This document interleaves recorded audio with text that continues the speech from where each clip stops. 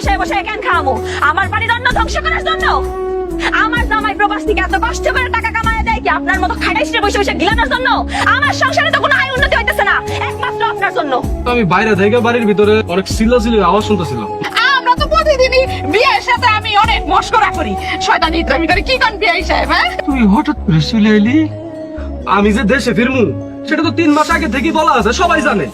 তুমি নাকি সোনিয়ারা দেখতে পারো না, ছোট ছোট বিষয় নিয়ে সংসারে খিটমিট করো, ঝগড়া করো, ঝামেলা করো।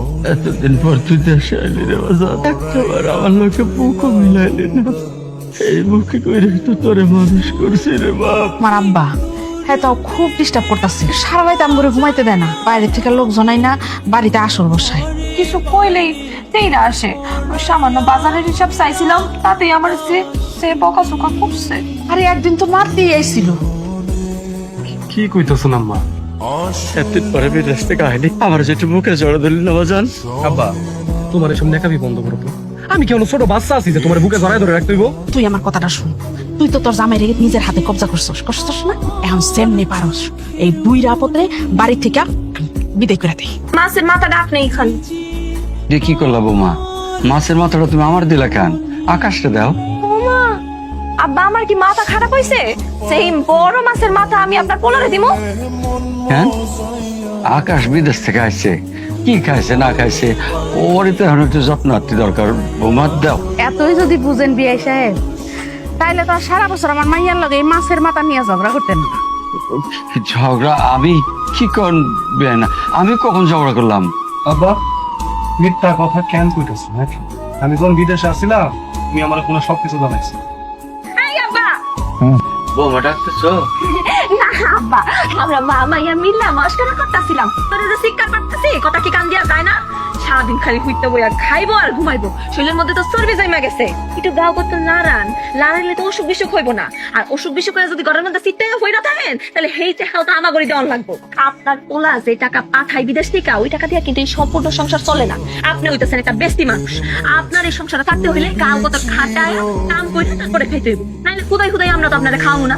আর যেদিন থেকে কাম করতে পারবো না সেদিন থেকে। সেদিন থেকে আবার কি?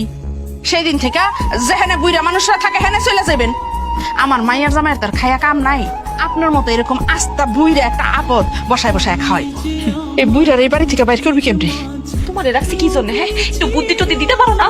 দুইটাটা আমার সহ্য হয় না। কোনটা সেকেন্ড কোনটা কমাই রাখবি? আমার ঘরতে একটা আল্লাহ দিলে বাচ্চা আছে, হ্যাঁ, হ্যাঁ তো একটা ভবিষ্যৎ আছে। কও, ও তো বড় হইতেছে, ওর একটা ভালো স্কুলে ভর্তি করা লাগবো। ও যখন বড় হইব, ও কি এরকম ভাঙ্গা টিনের বাড়ির মধ্যে থাকবো? আমাকে একটা দালান বাড়ি করতে হইব না? এই বিদেশ যতদিন আসিলা সব টাকা তো আব্বারে পাঠাইছো। দেখো, আব্বা ঠিকঠাক ভাবে কিন্তু কোনো কিছুই খরচ করতে পারে নাই। এই একটা টিনের বাড়ি রে দালান বাড়ি করতে পারে নাই। আল্লাহ জানে ওই মদ খায়া জুয়া খেলা নষ্ট করছে। আমি তো আর জানতাম না আমার বাপটা এরকম করবো।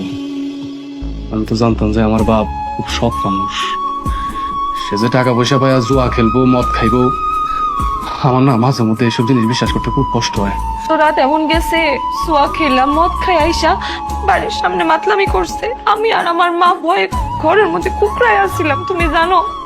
আর কত টাকা যে কত ভাবে নষ্ট করছে, এ তো বলারই অপেক্ষা রাখে না।